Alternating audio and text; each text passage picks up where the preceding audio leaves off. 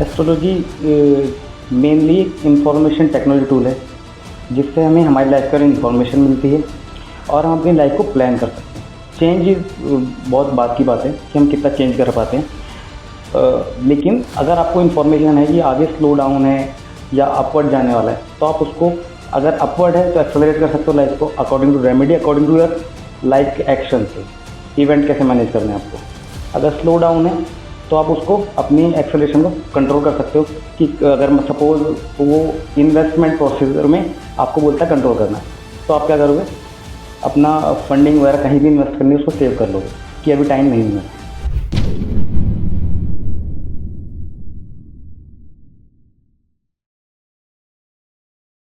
Hello दोस्तों, welcome to TVT podcast. आज हमारे साथ में प्रदीप जी हैं, एस्ट्रोलॉजर एंड न्यूमरोलॉजिस्ट। आइए जानते हैं उनसे हम बहुत सारी चीज़ें एस्ट्रोलॉजी के और न्यूमरोलॉजी के बारे में। Hello Pradeep ji. Hello Tanvi ji, thank you, आपने मुझे अपने इस प्लेटफॉर्म दिया आपने मुझे बोलने के लिए और लोगों को गाइड करने के लिए, उनकी मिथ्स क्लियर करने के लिए। मैं प्रदीप के Dhaliwal, astrologer, numerologist and red book practitioner. Astrology का बेसिक कॉन्सेप्ट क्या है, कैसे हमारी लाइफ में ये इतना इम्पोर्टेंट है और कैसे रोल प्ले करता है? Astrology mainly information technology tool है जिससे हमें हमारी लाइफ का इंफॉर्मेशन मिलती है और हम अपनी लाइफ को प्लान कर सकते हैं। चेंज बहुत बात की बात है कि हम कितना चेंज कर पाते हैं, लेकिन अगर आपको इन्फॉर्मेशन है कि आगे स्लो डाउन है या अपवर्ड जाने वाला है तो आप उसको, अगर अपवर्ड है तो एक्सेलरेट कर सकते हो लाइफ को according to remedy, according to your life action से। इवेंट कैसे मैनेज करने हैं आपको। अगर स्लो डाउन है तो आप उसको अपनी एक्सेलरेशन को कंट्रोल कर सकते हो कि अगर सपोज वो इन्वेस्टमेंट प्रोसीजर में आपको बोलता है कंट्रोल करना तो आप क्या करोगे, अपना फंडिंग वगैरह कहीं भी इन्वेस्ट करनी है उसको सेव कर लोगे कि अभी टाइम नहीं है मेरा। मेन थिंग ये है। आजकल ना बहुत सब लोग डर भी जाते हैं कि किससे कंसल्ट करें, किससे नहीं करें। तो ऐसा कैसे हम एस्ट्रोलॉजी को इतना इजी वे से समझें कि हम अपनी रेगुलर लाइफ से उसको रिलेट कर सकें और हमें समझ आ जाए कि ये प्रॉब्लम चल रही है हमें। जब हम किसी से कंसल्ट करते हैं, फर्स्ट ऑफ ऑल उसके बारे में जान लें, उनके रिव्यूज़ वगैरह देख लें। आजकल सभी रिव्यूज़ डालते हैं। दूसरी चीज़, आप किसी भी एस्ट्रोलॉजर के पास ये सोच के ना जाइए कि वो आपकी लाइफ चेंज कर देगा। आप जाइए एस्ट्रोलॉजर के पास अपनी लाइफ के पैटर्न को समझने के लिए, अपने गैप्स को समझने के लिए, अपनी क्वालिटीज़ को जानने के लिए, जिससे आप लाइफ को स्मूथली जी सकें। हमने बर्थ नहीं लिया है रेमेडी करने के लिए। We are just doing remedies remedies remedies. और ये एक तरह की दलदल है। जब आप लाइफ में किसी भी स्ट्रगल से गुजर रहे हो, आप किसी से पूछते हो, ऑनलाइन जाते हो, रेमेडीज ढूंढते हैं, परफॉर्म करते हैं। दलदल में क्या होता है, जितना आप हाथ पैर चलाते हैं हम नीचे जाते हैं, ऊपर नहीं आते। दूसरी चीज़, खराब पीरियड में हम रेमेडी कर रहे हैं तो रेमेडी का आप क्या एक्सपेक्ट करते हो कि रेमेडी करूँगा मेरी लाइफ ठीक हो जाएगी, और अगर वो नहीं होती है तो जो रेमेडी का रिस्पॉन्स है आपकी लाइफ में वो नेगेटिव, मतलब कुछ हुआ नहीं। तो अगर 10% थोड़ा चेंज आया, 90% नहीं आया, तो 90% स्ट्रेस आ रहा है, डिसअपॉइंटमेंट आ रही है। तो यहाँ ब्लेम कहाँ हो गया, एस्ट्रोलॉजी। क्योंकि हमने ये नहीं समझा कि अगर टफ टाइम है तो हमें फाइट करके, कंट्रोल करके इमोशंस को निकालना है। हम लोग बदलने पे लगे हुए। जैसे बदलने जाते हो आप अपने को स्ट्रेस दे रहे हो और ज़्यादा। तो इसलिए दलदल में ना फंसे। Reason base logical remedy. अब बहुत इंटरेस्टिंग एग्जांपल दूंगा कि आप कभी बीमार होते हैं, हमारे कुछ सपोज ऑर्गन में कोई इशू आता है, तो कभी हम नेट पे या ऑनलाइन देख के ना अपनी सर्जरी नहीं करते। हम हमेशा डॉक्टर के पास जाते हैं, प्रिस्क्राइब मेडिसिन लेते हैं। अब यहाँ क्या हो रहा है, यहाँ पे हम अपने आप ही रेमेडीज करते जा रहे हैं ब्लाइंडली कुछ भी, और उसका ये नहीं पता कि हम अपना ही लॉस कर रहे हैं, क्योंकि हम बिना जाने पहचाने बस करते जा रहे हैं ब्लाइंडली। तो हम अब कैसे पहचाने अपने लाइफ के पैटर्न्स के थ्रू कि अब अगर हमारे लाइफ का पैटर्न है तो इससे हमारे ये वाले प्लैनेट में प्रॉब्लम आ रही है, और इस प्लैनेट के खराब होने से हमें लाइफ में क्या क्या चैलेंजेस आ सकते हैं, ये हमें थोड़ा सा आप प्लैनेट्स के बारे में बताएं। ये बहुत ही स्टैंडर्डाइज क्वेश्चन है। इसका आंसर अगर ट्रेडिशनली एस्ट्रोलॉजी की तरह मैं दूं तो अगर लग्जरी नहीं मिल रहा तो वीनस खराब है, अगर मैं पढ़ नहीं पा रहा हूँ तो जुपिटर खराब है, मैं इमोशनली ब्रेकडाउन हो रहा तो मून खराब है, अगर मेरे को मान सम्मान नहीं मिल रहा तो हमारा सन खराब है। लेकिन एक्चुअल में ऐसा नहीं है। एट द मोमेंट हमारी लाइफ में मोर और लेस 3 प्लेनेट काम करते हैं, एक महादशा, एक दशा, एक अंतर्दशा, बाकी प्रत्यंतर सूक्ष्म दशा अलग चलती रहती है।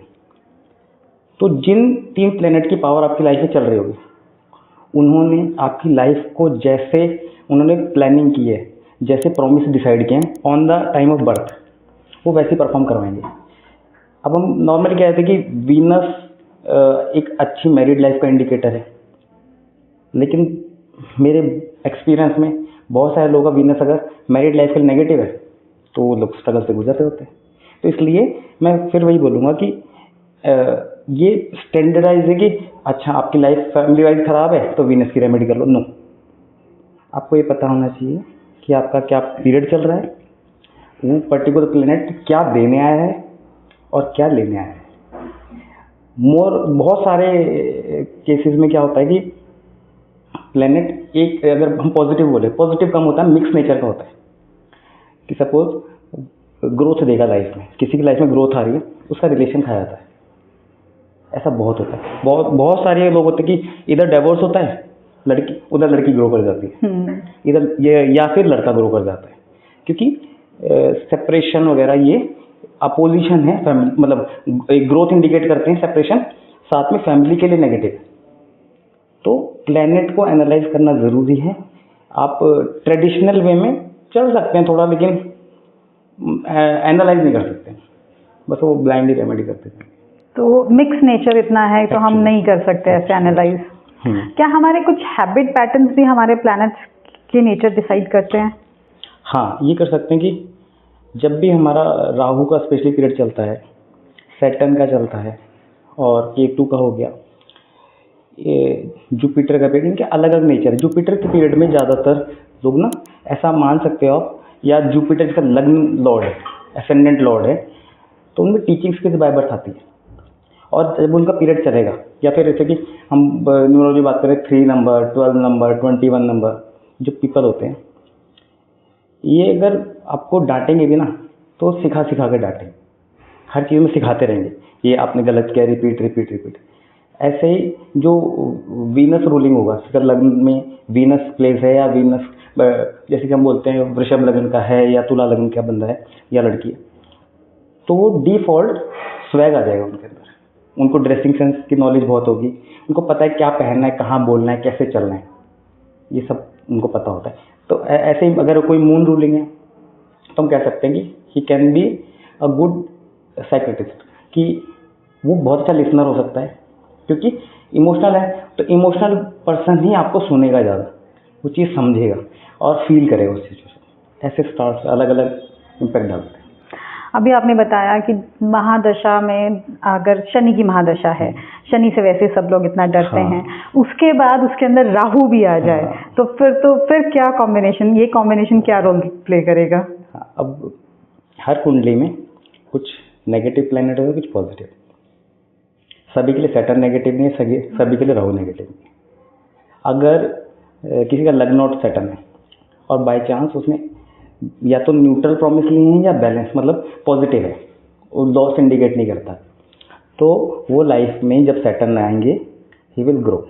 अब एक एग्जांपल दूंगा, मेरे एक क्लाइंट थे, उनका सिंह लगन के हूँ, सिंह लगन में 7th हाउस का लॉर्ड सैटर्न होता है, और 7th हाउस के लॉर्ड का मतलब हम बोलते हैं मारक ट्रेडिशनली, कि जब मारक की दशा आएगी तो मृत्यु तुल्य कष्ट होंगे, मतलब whatever we are living, खुश हैं, रह रहे हैं, लेकिन कहीं ना कहीं गैप रहेगा, वो डिपेंड रहेगा एनालाइज का कि कितना रहेगा। और सिंह लगन की जब भी सैटर्न की दशा आती है, बहुत चांस है कि उनके फादर को हेल्थ इशू आ सकता है, मनी लॉस के चांस बनते हैं, इवन उनके अपने फादर का रिलेशन खराब हो सकते हैं। तो हुआ ये कि 21 के बिगनिंग में उसको जॉब का इशू आया, उनको मैंने बोला कि 2 महीने रुक जाओ, लग जाएगी अच्छी, और उन्होंने स्विच किया, अच्छी जॉब लग गई, ट्रिपल सैलरी में, सब कुछ ठीक था। लेकिन मैं उसी दौरान पैरेलली, अब सिंह लगन में सैटर्न का पीरियड आया था, अब डबल नेचर का है, वो मनी इंडिकेट करता था कि स्टेटस दूंगा, लेकिन पैरेलली फादर के साथ रिलेशन खराब हुआ, उन्होंने फिर घर में ज़्यादा कंट्रोवर्सी हुई, तो उन्होंने बोला कि हम सेपरेट होना चाहते हैं। मैंने मना किया कि पापा से दूर मत जाओ, लॉस हो सकता है। लेकिन वाइफ नहीं समझी क्योंकि सिचुएशन ऐसी थी, वो शिफ्ट हो गए। विद इन 3 मंथ्स उसके फादर, बट अब कोरोना बोले उसी पीरियड के अंदर उसके फादर चले गए। तो वही बात है कि आपका एनिमी कौन है, सिर्फ सैटर्न को आप एनिमी नहीं बोल सकते। Is a very good planet, मतलब इंडिविजुअल हर प्लैनेट अच्छा है, डिपेंड करता है आपके चार्ट में वो कैसा परफॉर्म कर। अब इसी के साथ अगर हम न्यूमरोलॉजी देखें तो न्यूमरोलॉजी में हमें कैसे पता लगेगा कि ये प्लैनेट हमारे लिए है और इसका हमारा एंटी प्लैनेट कौन सा है? हाँ, ये कह सकते हैं, लेकिन न्यूमरोलॉजी भी 10 से 15% एक्सेप्शनल केसेस हैं। बहुत सारे लोग हैं जिन पे न्यूमरोलॉजी जो हम स्टैंडर्डाइज बोल रहे हैं ना, काम नहीं करता। क्योंकि अब किसी 1 नंबर पीपल को नॉर्मली बोला जाता है कि आपको 8 नंबर से दूर रहना है, बहुत ट्रेंड में। लेकिन मेरे एक्सपीरियंस में बहुत लोग हैं जिनके 8 नंबर बेस्ट फ्रेंड होते हैं। 4 नंबर पीपल हैं जो राहु रूलिंग बोलते हैं उनको, और 8 नंबर सैटर्न रूलिंग, दोनों एक्सट्रीम पावर्स हैं। ये लोग फ्रेंड्स हो सकते हैं बहुत अच्छे, लेकिन एक छत के नीचे नहीं रह सकते। लेकिन इसमें भी एक्सेप्शनल केसेस हैं मेरे पास जो रह रहे हैं आराम से। तो बात वही है कि सिर्फ न्यूमरोलॉजी से आप लाइफ प्लान नहीं कर सकते, आपको एस्ट्रोलॉजी भी चाहिए और साथ में कॉम्प्लीमेंट करेगा न्यूमरोलॉजी। अभी न्यूमरोलॉजी इसलिए ट्रेंड में कि छोटी साइंस है, क्योंकि एस्ट्रोलॉजी में ना रिसर्च करनी पड़ती है, बहुत मेहनत लगती है। मैं ये कह सकता हूँ कि अगर आपने 5 लोग कंसल्ट कर लिया, यू आर फिनिश। क्योंकि हाफ एन आवर 1 आवर अगर देते हो किसी को, तो वो तो फ्रेश माइंड से आ रहे हैं आपके पास, आप रिसर्च डाल रहे हो पूरी, क्योंकि उनको आप ऐसे हवा में कुछ बोल नहीं सकते। तो एनालाइज प्रॉपर करोगे, फिर न्यूमरोलॉजी ऐड करके ना तब प्रेडिक्शंस आते हैं। और मेरे पास सारे रेफरेंसेस आते हैं, 2012 से प्रैक्टिस कर रहा हूँ, रेफरेंस वही चलते हैं। इवन बाहर से भी, इंडिया से भी, सब जगह ऐसे चलता है। कई बार अब ऐसे केसेस भी हैं जिसमें उनका बर्थ डेट कोई और है बट डॉक्यूमेंट्स में कुछ और लिखवा दिया गया है। तो अब ऐसे लोग कौन सी डेट को माने, क्योंकि जो उनकी डेट ऑफ बर्थ में चल रही है वो वही ज़्यादा एक्टिव उन्होंने रखी हुई है, एक्चुअल डेट ऑफ बर्थ अलग है। जो माना जाएगा वो तो जिस टाइम एक्चुअल में बर्थ हुआ है वही माना जाएगा। डॉक्यूमेंट्स में जो चल रही है उसको वैल्यूबल नहीं मानते। दूसरी चीज़ ये, फिर वही इंटरेस्टिंग पार्ट ये है कि जितना ईजी दिखाया जा रहा है उतना है नहीं। इतना कि स्टैंडर्ड कर दिया बस कि आप अपने ये नंबर ऐड कर लो, एक्टिवेट कर लो। अब सपोज किसी का हम बोलते हैं नॉर्मली मूलांक या ड्राइवर बोलते हैं, किसी का 4 है और उसका डेस्टिनी नंबर या कंडक्टर नंबर 8 है, तो 4 और 8 दोनों एक्सट्रीम पावर्स हैं। अब उसमें लोग कहते हैं कि हमारे ग्रिड में कुछ नंबर नहीं है, 9 नंबर होते, कोई नंबर मिसिंग है, तो उसको ऐड ऑन कर लो। बड़े दिक्कत है, आपको ये नहीं पता कि हो सकता है उसकी मिसिंग आपकी हेल्प कर रही हो, आप ऐड करना ही क्यों है। दूसरी, अगर आपकी लाइफ स्मूथ चल रही है तो मत ऐड करो कुछ भी।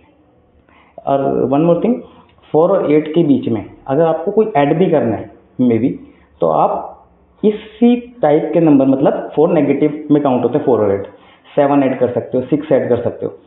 और एक पॉजिटिव ग्रिड है, 1, 3, 9, 5 को दोनों तरफ लेते हैं। तो आप अगर आप बीच में 1 ले आते हो, 1 ऐड कर लेते हैं, या फिर हम 3 ऐड कर लेते हैं या 9 ऐड कर लेते हैं, तो वो इनके एनिमी है, तो वो आपको कंट्रोवर्सी और बढ़ा देंगे।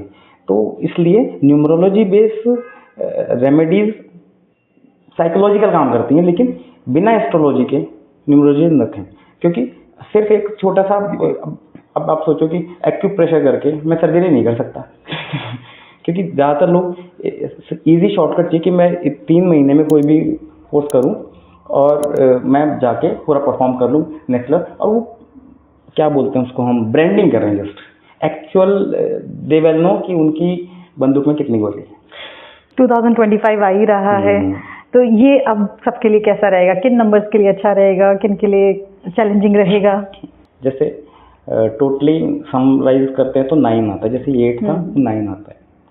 तो 9 नंबर ज़्यादातर नॉर्मल देखे तो वेलविशर होता है, 1 के साथ वेलविशर, क्योंकि 1 को हम सन मानते हैं, उसको बोलते हैं किंग है। और किंग का जो भी काम करता है वो है उसका सेनापति मार्स, वो है। तो नॉर्मली अगर बात करें तो सन के लिए अच्छा जाने वाला है, ज़्यादातर हो सकता है। मून के लिए अच्छा जा सकता है, क्योंकि मून वो रानी है, उसके साथ सेनापति अच्छा जा सकता है। जुपिटर वालों के 3 नंबर के लिए अच्छा हो सकता है। और 4 नंबर वाले को थोड़ा सा कॉन्ट्राडिक्ट कह सकते हैं, दो साइड, क्योंकि ये जब 9 आता है तो 4 नंबर के साथ एक्सट्रीम पॉजिटिव एक्सट्रीम नेगेटिव हो सकता है, सेम 8 के साथ ऐसे, 6 के साथ अच्छे जाने वाला है। अभी एक मैं रिसर्च भी डालने वाला हूँ अपने पेज पे। जब मैं एक क्लाइंट थे, उनको मना किया था मैंने कि वो भी बेटे की ना मुहूर्त निकलवाना था, तो मैं बिल्कुल डिफरेंटली मुहूर्त निकालता हूँ।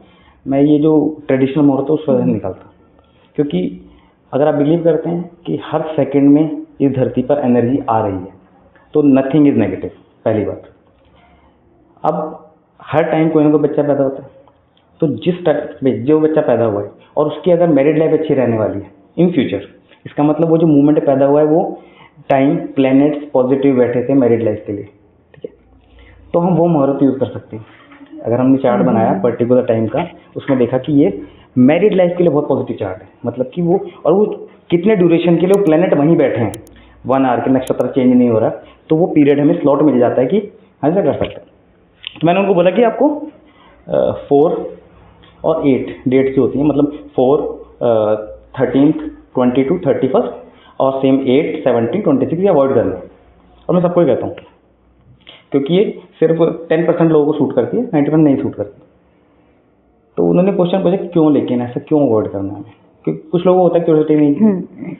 तो इस पर रिसर्च है पूरी, अभी मैं डालने वाला हूँ कि अगर आप जितने भी पीछे के इवेंट देखेंगे, बड़े बड़े इवेंट, उनके या तो वो 4 पे आते हैं, बड़े बड़े बैड इवेंट, जैसे कि 2020 तो रिसेंट है, जो भी ये कोरोना इन्वेंट जब हुआ 2019 में, लेकिन 2020 में एक्सलरेट हुआ पूरी तरह से, ठीक है। सेकेंड थिंग 2002 में गुजरात में जो हुआ था, राइट्स हुए थे आई थिंक, और ऐसे ही जलियांवाला बाग जो हुआ था वो 13 अप्रैल।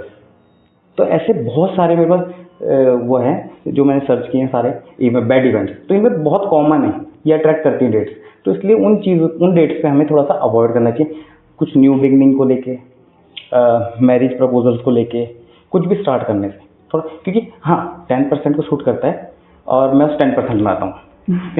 मेरे सारे सराउंडिंग 4 नंबर होता है, इवन माई हाउस नंबर 103, मेरे पास OTP आते हैं 10 में से 8, उनका टोटल करो वो भी 4 आते हैं। तो डिपेंड, रेयर केस में नहीं, मेरी ही सोसाइटी में अपार्टमेंट में I am in 103, I feel good.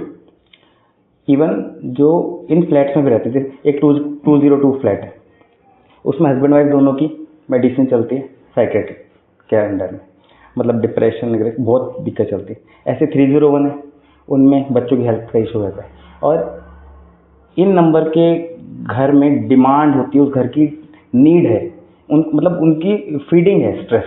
अगर 103 में अगर स्ट्रेस नहीं है तो वो घर गुड फील नहीं करेगा, उसकी डिमांड। इवन अगर कोई डैमेज है, आपने ठीक कराया तो दूसरी जगह से कराओ, क्योंकि वो चाहता है कि कहीं ना कहीं से डैमेज रहूँ। सेम थिंग ऐसा गाड़ी में होता है। तो ये नंबर भी घर की एनर्जी को बना के रखते हैं कि बहुत पावर देते हैं। जितना आपका बैलेंस नंबर, और डिपेंड करता है आपसे रिलेट, जिसके नाम पे घर है उससे रिलेट करता है वो, क्योंकि अगर कोई 8 नंबर पीपल है, उसके घर का नंबर अगर हम बोलते हैं कि 100 नंबर 1 आ गया टोटल, या 5 आ गया, तो इस 5 तो ठीक है, 1 आ गया तो दिक्कत होगी, प्रॉब्लम करे उस पर्टिकुलर, उसके लिए स्ट्रेस रहेगा।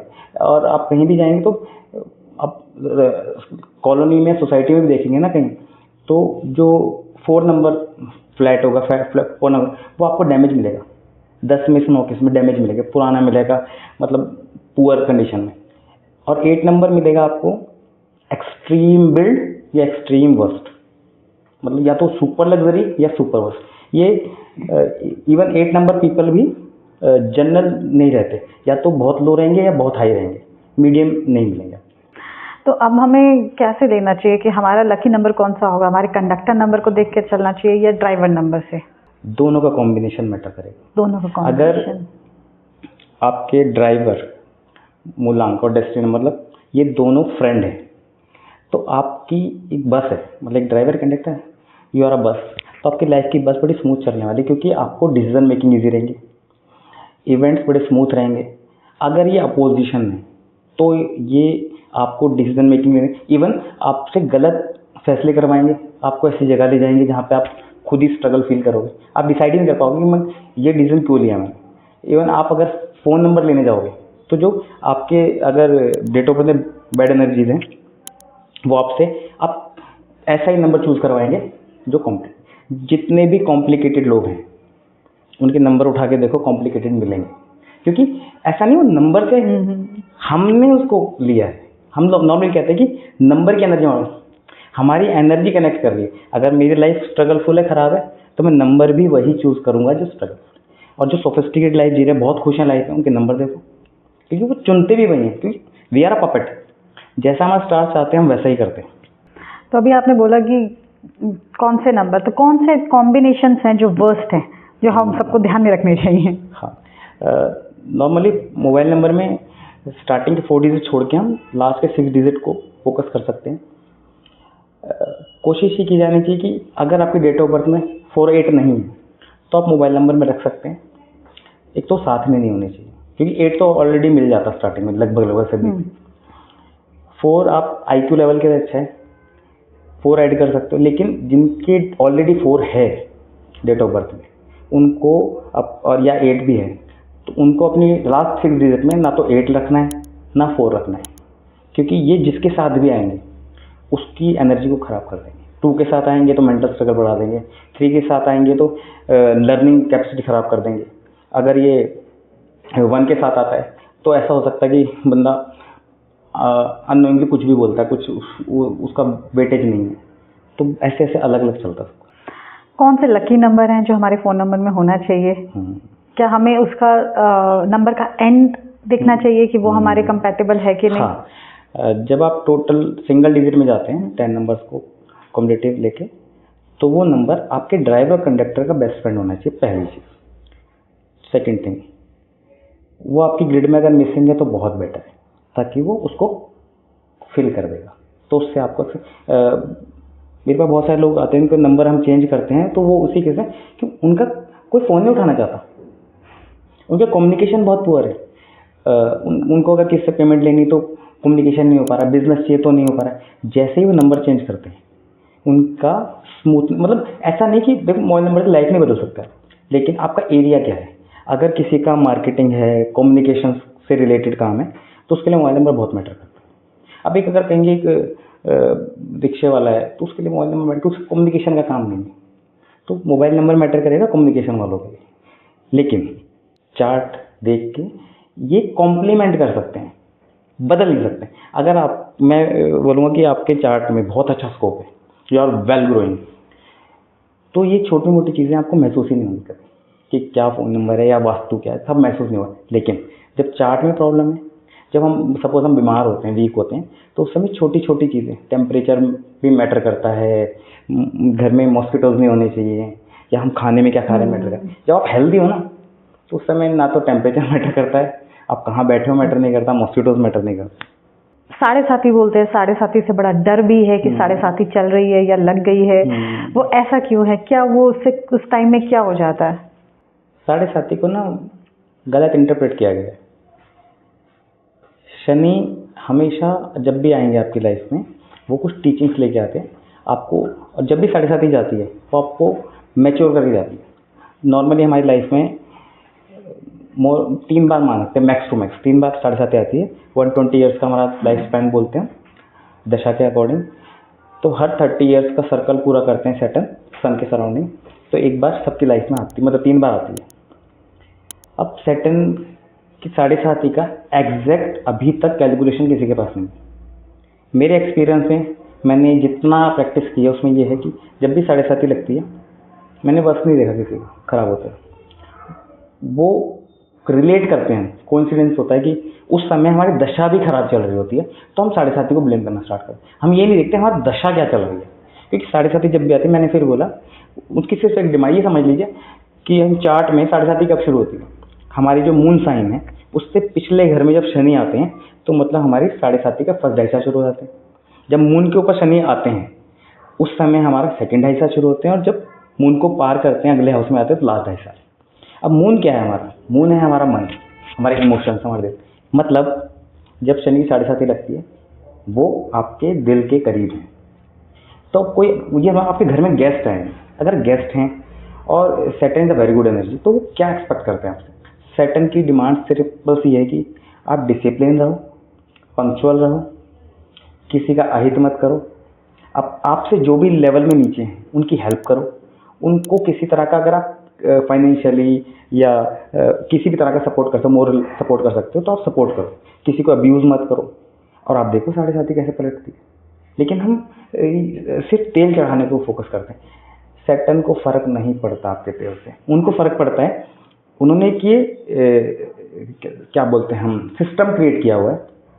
सिस्टम में क्या है कि उनका एक पूरा एरिया है, जितने भी गरीब लोग हैं उनको रिप्रेजेंट करते हैं। तो सैटर्न चाहते हैं कि मैंने एक सिस्टम क्रिएट किया है, तो आपका काम है, अगर आपका 7.5 या शनि की दशा चल रही है तो अच्छी हो खराब बात की बात है, आपका फ़र्ज बनता है आप इनको हेल्प करोगे, आप इनको हेल्प करोगे। तो बहुत सारे लोग बोलते हैं कि अगर हम उनको कुछ देते हैं फीडिंग के लिए, ऑयल देते हैं, कुछ भी देते हैं, तो वो उसको मिसयूज़ करते बेच के कुछ भी ड्रिंक्स वगैरह खरीदते हैं, कुछ भी खरीदते हैं। इसका आंसर है कि that's why they are Saturn people, क्योंकि सैटर्न है गरीबों के बंदे। अब अगर वो सही काम करेंगे तो वो सैटर्न के बंदे कैसे रहेंगे? हमारा काम है कि हमें गिफ्ट करना है, और तेल चढ़ाने से ज़्यादा बेटर है किसी को आप दान कर दो। और मंगल दोष, मांगलिक बोलते हैं, उससे कितना हमारे लाइफ में मांगलिक को पहले मूवीज़ के थ्रू ज़्यादा मिसगाइड किया गया कि अगर नॉन मांगलिक शादी हो गई तो एक बंदा मर सकता है, लेकिन प्रैक्टिकली नहीं है ऐसा। मैंने बहुत सारे नॉन मांगलिक की शादी करवाई है, लाइफ अच्छी चल रही है। सिर्फ इतना होता है, एक तो मांगलिक को डिफ़ॉल्ट ही मान लिया जाता है कि वो थोड़ा सा एग्रेसिव होगा, क्योंकि हम उन हाउसेस को प्लेसमेंट मानते हैं, जैसे 12th house, 1st house, 4th house, 7th house, 8th house, इसमें से अगर मार्क्स आ जाते हैं तो मांगलिक है। अब मांगलिक होने से 7th हाउस अफेक्ट हो जाता है। 7th, तो जो मांगलिक लोग हैं उनके सब फ्रेंड होंगे, लेकिन कमी दिखेगी पार्टनर तो वो उनसे थोड़े से तुनक मिजाज हो सकते हैं। या ये भी डिपेंड करेगा कि मार्स कैसा है। अगर मार्स एग्रेसिव है तो नेचुरल एग्रेसिव होता है, लेकिन ज़रूरी नहीं कि सब गुस्सा करें। जिनका मार्स पर्टिकुलर एग्रेसिव है वो ही डोमिनेट करेंगे, वो ही लड़ेंगे। हाँ, थोड़ी सी पैम्पर, फिजिकल नीड बढ़ा देते हैं, क्योंकि एनर्जी है, तो वो अगर बॉय है या गर्ल है उनका पार्टनर से एक्सपेक्टेशन बढ़ा देता है फिजिकल नीड के लिए, दैट्स इनफ, और उससे ज़्यादा कुछ नहीं होता। फिर वही बोलूँगा कि ट्रेडिशनल एस्ट्रोलॉजी में अभी तक वर्ड्स नहीं है डिप्रेशन, एग्रेशन, एंजाइटी और लिटिगेशन, इस तरह के पर्टिकुलर अभी उनके डिक्शनरी में है नहीं। वो सिर्फ एक ही पीरियड समझते हैं, अच्छा है, खराब है। किस टर्म में खराब है? सपोज आपका पीरियड कोई सैटर्न का आ गया तो आपको या 7.5 आ गई, तो उस समय पैरेलल में पीरियड भी देखने पड़ेंगे। और पीरियड है तो वो क्या लेके आए, क्या मुझे किधर कवर करना है। अगर खराब बोल दिया, क्या खराब है? क्या वो फाइनेंशियल खराब करेगा? क्या वो रिलेशन खराब करेगा? क्या वो हेल्थ खराब करेगा? सब कुछ एक साथ खराब नहीं करता, और ज़रूरी नहीं कि वो खराब ही करे एक्चुअली। क्योंकि अब जैसे आपकी जो एज है या मेरी एज है, हमारे पास बहुत सारे एरियाज हैं। छोटे बच्चे होते हैं स्कूल गोइंग, तो उनके पास 2 एरिया हैं, एक स्टडी है, एक हेल्थ है। इन 2 एरिया प्लेनेट जो परेशान करेगा इसमें, या तो पढ़ने नहीं देगा या हेल्थ डिस्टर्ब करेगा, और कुछ नहीं कर सकता। हमारे लिए बहुत बड़े area, earning, saving, image, relation, health, stress, anxiety, litigation, बहुत सारे एरिया हैं। अब वो किधर प्रॉब्लम करेगा? तो लाइफ बहुत स्मूथ हो सकती है, बहुत सिंपल हो सकती है, लेकिन हमें थोड़ा सा मिसगाइड किया जा रहा है ओवरऑल। और मैं फिर बोलूँगा कि हम लोगों ने बर्थ नहीं लिया रेमेडी करने के लिए। बहुत लोगों को रेमेडी की नीड नहीं होती, और मैं बहुत लोगों को अवॉइड भी कराता हूँ कि आपको नीड ही नहीं है। 1-2 महीने का पीरियड है, आप सिर्फ मेडिटेट करो, निकल जाएगा, नॉर्मल हो जाओगे।